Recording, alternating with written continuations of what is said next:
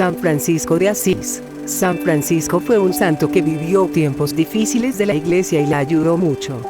Renunció a su herencia dándole más importancia en su vida a los bienes espirituales que a los materiales. Francisco nació en Asís, Italia en 1181 o 1182. Su padre era comerciante y su madre pertenecía a una familia noble. Tenían una situación económica muy desahogada. Su padre comerciaba mucho con Francia y cuando nació su hijo estaba fuera del país. Las gentes apodaron al niño Francesco el francés, aunque este había recibido en su bautismo el nombre de Juan. En su juventud no se interesó ni por los negocios de su padre ni por los estudios. Se dedicó a gozar de la vida sanamente, sin malas costumbres ni vicios. Gastaba mucho dinero pero siempre daba limosnas a los pobres. Le gustaban las románticas tradiciones caballerescas que propagaban los trovadores. Cuando Francisco tenía como unos 20 años, hubo pleitos y discordia entre las ciudades de Perugia y Asís. Francisco fue prisionero un año y lo soportó con alegría.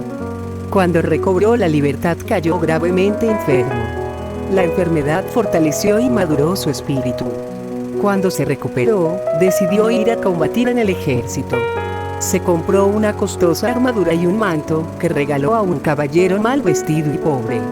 Dejó de combatir y volvió a su antigua vida, pero sin tomarla tan a la ligera. Se dedicó a la oración y después de un tiempo, tuvo la inspiración de vender todos sus bienes y comprar la perla preciosa de la que habla el Evangelio. Se dio cuenta que la batalla espiritual empieza por la mortificación y la victoria sobre los instintos. Un día se encontró con un leproso que le pedía una limosna y le dio un beso. Visitaba y servía a los enfermos en los hospitales. Siempre regalaba a los pobres sus vestidos, el dinero que llevaba. Un día, una imagen de Jesucristo crucificado le habló y le pidió que reparara su iglesia que estaba en ruinas. Decidió ir y vender su caballo y unas ropas de la tienda de su padre para tener dinero para arreglar la iglesia de San Damián. Llegó ahí y le ofreció al padre su dinero y le pidió permiso para quedarse a vivir con él. El sacerdote le dijo que sí se podía quedar ahí, pero que no podía aceptar su dinero. El papá de San Francisco, al enterarse de lo sucedido, fue a la iglesia de San Damián, pero su hijo se escondió. Pasó algunos días en oración y ayuno. Regresó a su pueblo y estaba tan desfigurado y mal vestido que las gentes se burlaban de él como si fuese un loco. Su padre lo llevó a su casa y lo golpeó furiosamente, le puso grilletes en los pies y lo encerró en una habitación. Francisco tenía entonces 25 años. Su madre se encargó de ponerle en libertad y él se fue a San Damián. Su padre fue a buscarlo ahí y lo golpeó, y le dijo que volviera a su casa o que renunciara a su herencia y le pagara el precio de los vestidos que había vendido de su tienda. San Francisco no tuvo problema en renunciar a la herencia y del dinero de los vestidos, pero dijo que pertenecía a Dios y a los pobres. Su padre le obligó a ir con el obispo de Asís, quien le sugirió devolver el dinero y tener confianza en Dios. San Francisco devolvió en ese momento la ropa que traía puesta para dársela a su padre, ya que a él le pertenecía. El padre se fue muy lastimado y el obispo regaló a San Francisco un viejo vestido de labrador que tenía, al que San Francisco le puso una cruz con un trozo de tiza y se lo puso. San Francisco partió buscando un lugar para establecerse. En un monasterio obtuvo limosna y trabajo como si fuera un mendigo. Unas personas le regalaron una túnica, un cinturón y unas sandalias que usó durante 2 años. Luego regresó a San Damián y fue a Asís para pedir limosna para reparar la iglesia. Ahí soportó las burlas y el desprecio. Una vez hechas las reparaciones de San Damián, hizo lo mismo con la antigua iglesia de San Pedro. Después se trasladó a una capillita llamada Porciúncula de los benedictinos, que estaba en una llanura cerca de Asís. Era un sitio muy tranquilo que gustó mucho a San Francisco. Al oír las palabras del Evangelio, no lleven oro, ni 2 túnicas, ni sandalias, ni báculo. Regaló sus sandalias, su báculo y su cinturón y se quedó solamente con su túnica sujetada con un cordón. Comenzó a hablar a sus oyentes acerca de la penitencia. Sus palabras llegaban a los corazones de sus oyentes. Al saludar a alguien, le decía: la paz del Señor sea contigo. Dios le había concedido ya el don de profecía y el don de milagros. San Francisco tuvo muchos seguidores y algunos querían hacerse discípulos suyos. Su primer discípulo fue Bernardo de Quintavalle, que era un rico comerciante de Asís, que vendió todo lo que tenía para darlo a los pobres. Su segundo discípulo fue Pedro de Catania. San Francisco les concedió hábitos a los dos en abril de 1209. Cuando ya eran 12 discípulos, San Francisco redactó una regla breve e informal que eran principalmente consejos evangélicos para alcanzar la perfección. Después de varios años se autorizó por el Papa Inocencio III la regla y les dio por misión predicar la penitencia. San Francisco y sus compañeros se trasladaron a una cabaña que luego tuvieron que desalojar. En 1212, el abad regaló a San Francisco la capilla de Porciúncula con la condición de que la conservase siempre como la iglesia principal de la nueva orden. Él la aceptó pero solo prestada, sabiendo que pertenecía a los benedictinos. Alrededor de la Porciúncula construyeron cabañas muy sencillas. La pobreza era el fundamento de su orden. San Francisco solo llegó a recibir el diaconado porque se consideraba indigno del sacerdocio. Los primeros años de la orden fueron un periodo de entrenamiento en la pobreza y en la caridad fraterna. Los frailes trabajaban en sus oficios y en los campos vecinos para ganarse el pan de cada día. Cuando no había trabajo suficiente, solían pedir limosna de puerta en puerta. El fundador les había prohibido aceptar dinero. Se distinguían por su gran capacidad de servicio a los demás, especialmente a los leprosos a quienes llamaban hermanos cristianos.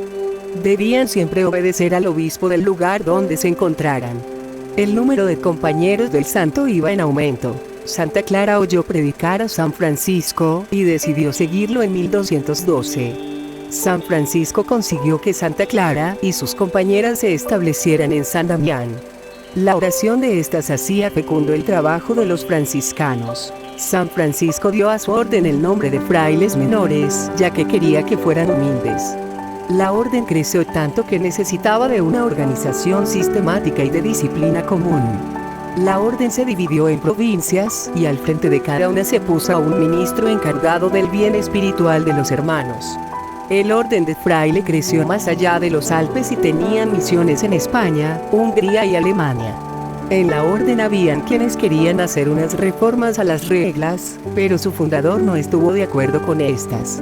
Surgieron algunos problemas por esto porque algunos frailes decían que no era posible el no poseer ningún bien. San Francisco decía que este era precisamente el espíritu y modo de vida de su orden. San Francisco conoció en Roma a Santo Domingo, que había predicado la fe y la penitencia en el sur de Francia. En la Navidad de 1223 San Francisco construyó una especie de cueva en la que se representó el nacimiento de Cristo y se celebró misa. En 1224 se retiró al monte Alvernía y se construyó ahí una pequeña celda. La única persona que lo acompañó fue el hermano León y no quiso tener visitas. Es aquí donde sucedió el milagro de las estigmas en el cual quedaron impresas las señales de la pasión de Cristo en el cuerpo de Francisco. A partir de entonces llevaba las manos dentro de las mangas del hábito y llevaba medias y zapatos. Dijo que le habían sido reveladas cosas que jamás diría a hombre alguno. Un tiempo después bajó del monte y curó a muchos enfermos. San Francisco no quería que el estudio quitara el espíritu de su orden. Decía que sí podían estudiar si el estudio no les quitaba tiempo de su oración y si no lo hacían por vanidad.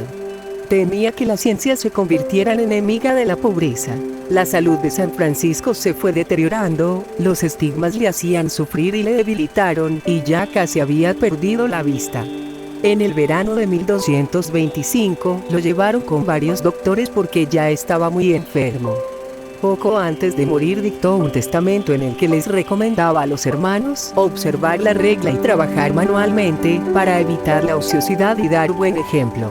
Al enterarse que le quedaban pocas semanas de vida, dijo: «Bienvenida, hermana muerte», y pidió que lo llevaran a Porciúncula. Murió el 3 de octubre de 1226 después de escuchar la pasión de Cristo según San Juan.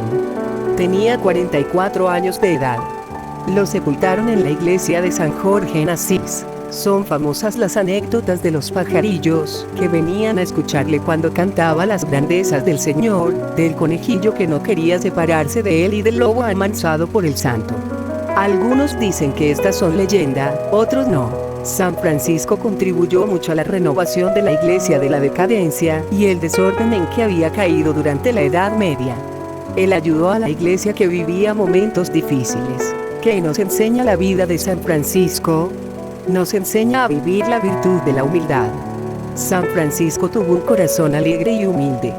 Supo dejar no solo el dinero de su padre, sino que también supo aceptar la voluntad de Dios en su vida. Fue capaz de ver la grandeza de Dios y la pequeñez del hombre. Veía la grandeza de Dios en la naturaleza. Nos enseña a saber contagiar ese entusiasmo por Cristo a los demás. Predicar a Dios con el ejemplo y con la palabra. San Francisco lo hizo con Santa Clara y con sus seguidores, dando buen ejemplo de la libertad que da la pobreza. Nos enseña el valor del sacrificio. San Francisco vivió su vida ofreciendo sacrificios a Dios. Nos enseña a vivir con sencillez y con mucho amor a Dios. Lo más importante para él era estar cerca de Dios. Su vida de oración fue muy profunda y era lo primordial en su vida. Fue fiel a la Iglesia y al Papa. Fundó la Orden de los Franciscanos de acuerdo con los requisitos de la Iglesia y les pedía a los frailes obedecer a los obispos. Nos enseña a vivir cerca de Dios y no de las cosas materiales. Saber encontrar en la pobreza la alegría, ya que para amar a Dios no se necesita nada material. Nos enseña lo importante que es sentirnos parte de la Iglesia y ayudarla siempre, pero especialmente en momentos de dificultad. Amén.